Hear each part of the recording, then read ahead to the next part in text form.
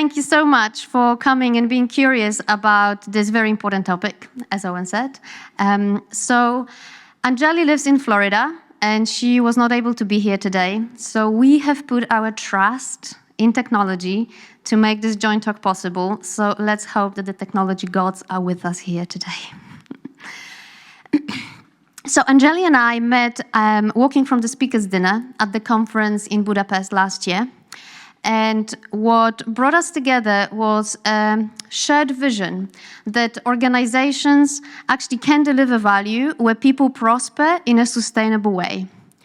We spent many hours talking about our experiences and observations about the human well-being crisis at work, and many more resonating in finding ideas how our work can help business world and get organizations and people to thrive together. So in this talk today, we will, in this talk today, we want to share with you the 3 patterns that are inspired by nature that can help sustainability culture. And to make it very kind of easy to apply and actionable, we will share hypotheses for 3 experiments in order for you to give them a try in your organizations. Because we do have this heartfelt belief that if we actually look to nature for inspiration, we can address human sustainability crisis. Hello, everyone. During our many Zoom conversations, Anna and I started to wonder if our vision for organizations where all stakeholders could thrive was even possible, when clearly the well-being and sustainability of many of the people within these organizations seem to be compromised and declining. Terms like the Great Resignation, quiet quitting, languishing had caught our attention. Workplace stress, anxiety, and burnout were clearly threatening our well-being. The current statistics on burnout at work indicate that most employees have experienced overwork, stress, and exhaustion at some point in their professional lives, and is only getting worse. The American Psychological Association report of 2022, for example, indicate that 3 in 5 people have work-related stress. The Gallup report is no different. The impact in Britain alone, 149 million working days are lost due to sickness. And Deloitte's Workplace Intelligence Survey, well, it just echoes the same.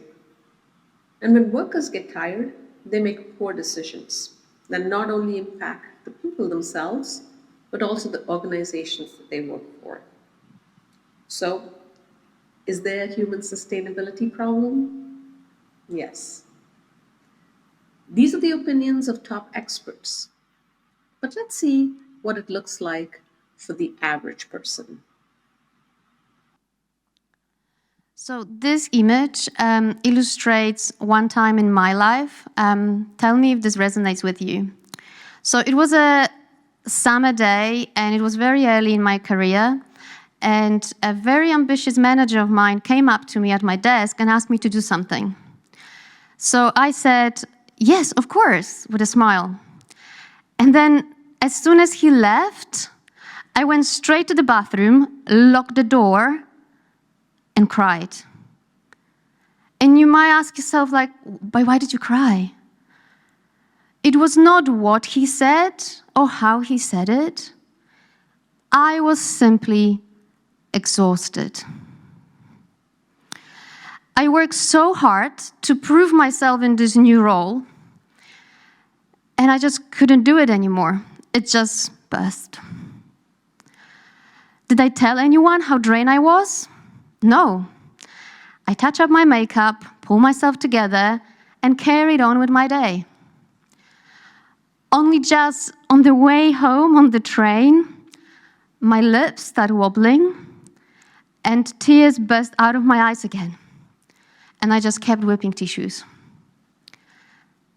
In that moment, I felt so alone. So tell me, raise your hand if you ever felt like me, or if you ever felt empty, and when someone asked you how you are, you just said, I'm fine. And then you looked around at all of the people around you and you thought, everyone has it figured out. It must be something wrong with me. Right? Thank you so much. So at least now together, we are recognizing that there is human sustainability problem. And before we jump into how can we do something about it, let's look at what it means to be a sustainable organization. So what are sustainable organizations? Well, sustainability is defined as meeting the needs of the present without compromising the future. So it's our ability to create conditions where ecosystems, economies, and societies can thrive together indefinitely. What is an organization? For me personally, organizations are people working with people to deliver their benefits for people. And those are not just my words, because very recently also Simon Sinek said something in his own words about the importance of people in business. 100% of employees are people. 100% of customers are people. 100% of investors are people. If you don't understand people, you don't understand business. So sustainable organizations then are organizations where organization as a whole, as well as its people, the workers, customers, partners, vendors, communities, or even environment, are able to achieve long-term prosperity and well-being in a mutually beneficial way. But that's a long way to define it. We can just simply say that sustainable organizations are organizations when we thrive together. But how can we create such organizations when we people can do our best work and we can thrive together? Well, it happens that we humans seem to do our best work when we embrace lessons from nature. And in fact, some of the most timeless and innovative solutions in the world have been inspired by nature. Take, for example, Japanese bullet train. When they designed it, they had a problem. Because the high speed created very loud boom every time the train went through the tunnel. The solution was inspired by kingfisher's bird's beak. So the kingfisher bird can actually slide through the air, dive into the water, barely making a splash. So by emulating the shape of the kingfisher's beak, the engineers were not only able to improve the speed, but reduce the noise, that was the problem, but they were also able to improve the speed and improve the energy usage. So by thinking about nature, could we perhaps find fresh and exciting ways to get organizations and its people to be able to achieve long-term prosperity and thrive together? To thrive together, we have identified 3 patterns inspired by nature that can nurture both people and organizations in the long run. And to make it easy to remember, we call them the ECO patterns for organizational sustainability. And ECO stands for energy, connectedness, and optimum balance. Let's start with energy. Organizations with their hyper-productivity culture and need to always keep people busy end up draining their workers. In nature, energy is generative. Let's look at animals, for example. How many of you have dogs? Have you ever seen a dog chasing a ball or a bird or a squirrel? Does anyone ever need to ask them to? No. Dogs just love chasing things, and they seem to have infinite energy for it. There is energy that comes from freely pursuing what you love. What does this mean for organizations? It's about connecting people to work they love and that they have a natural proclivity for. It's about giving them the freedom and agency to do their best work. I once was working with a team that had a brilliant graphics designer, Jan. Due to a lack of design work on the team, Jan was asked to do some formal testing, the disciplined work of working through test scripts. And that's when I noticed a change in Jan's energy. In contrast to the energy boost that he seemed to get from exploring novel ideas and applying his imagination and creativity to his design work, he now seemed depleted. So as not to lose Jan, I worked with the management team to come up with a creative solution.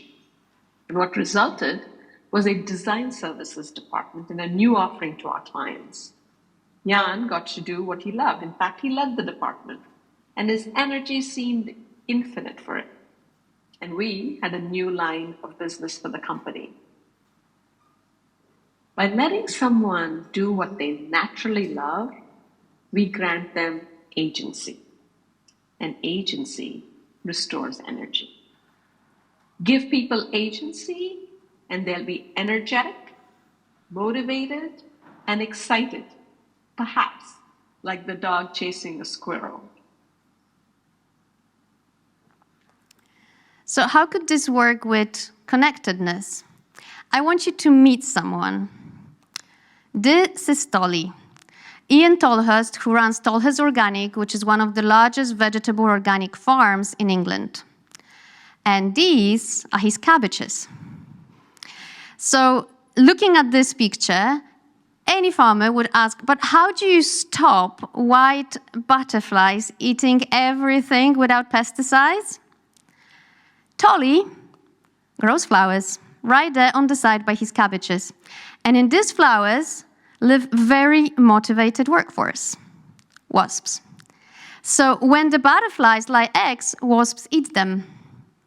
Tolly says, I don't care about productivity. I care about the whole ecosystem.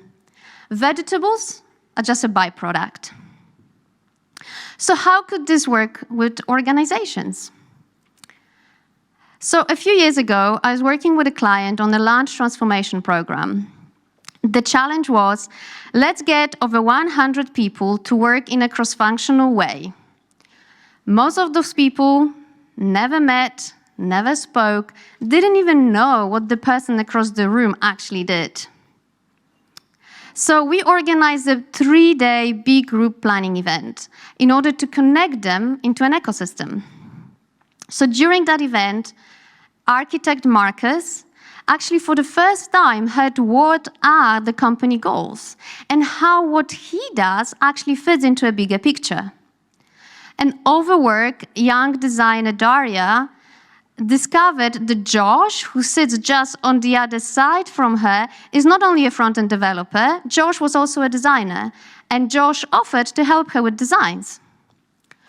Chris, the back-end developer, discovered that the team Marvel from the Galaxy program has already built the shared API that he was about to start working on Monday, and that saves him countless hours of time.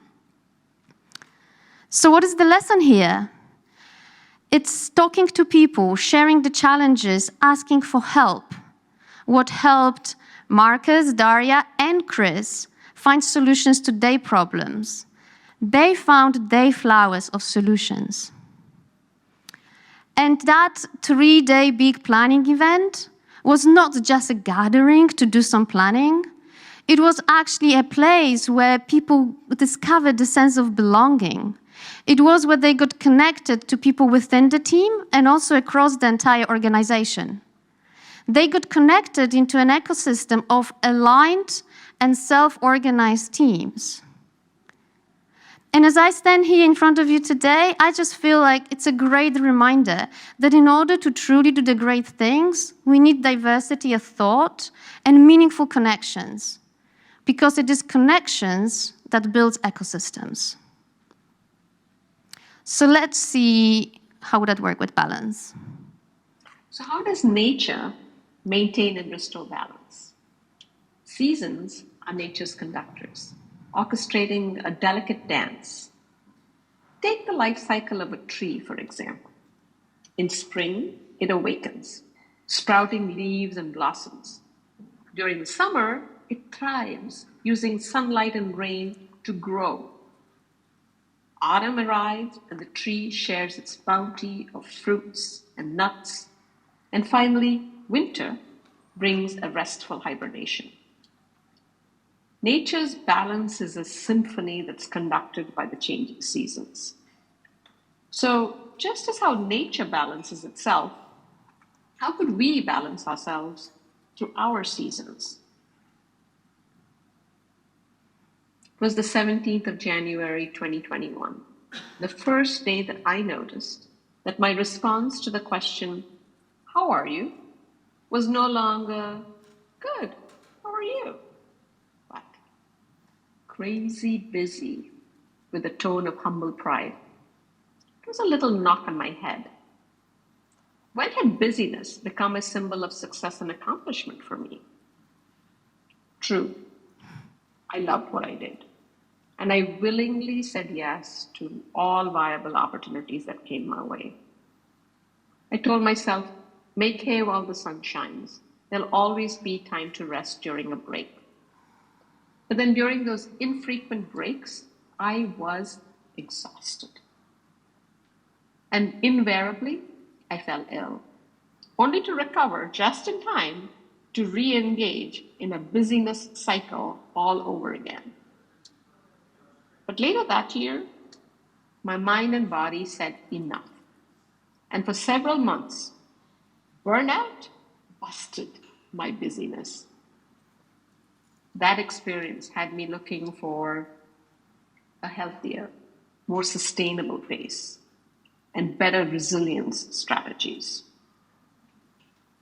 So I started paying attention to my circadian rhythms and learned to optimize my day, week, and year to protect my peak energy times for focus and creativity, and preserve the troughs for rest and regeneration. Interestingly, what I've been noticing is that introducing cycles of a healthy stretch of activity followed by an intentional pause and release allows me to go a little bit further with each subsequent stretch. The seasons, they signal a time to sow, a time to grow, a time to harvest, and a time to be dormant. These universal rhythms of ebbs and flows are everywhere. In nature, a time of vibrant activity is always followed by a period of rest and recovery. So assuming that we can go without a pause, we are literally defying the laws of nature. So achieving sustainability is an ongoing dance between those three eco-elements: energy, connectedness, and optimum balance. As nature has showed us, it's not something that we can just fix and solve once and for all. It actually requires consistent, conscious, and iterative effort in order to respond to changing conditions and changing contexts that we live in.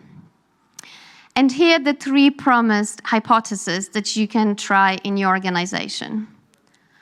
Number one is, if organization manage energy, not time, by designing roles around the individual's skills and talents and experience, then it will improve engagement, sustain energy, and boost creativity. Because just like dogs that joyfully chase squirrels, doing what you want and love can create more energy.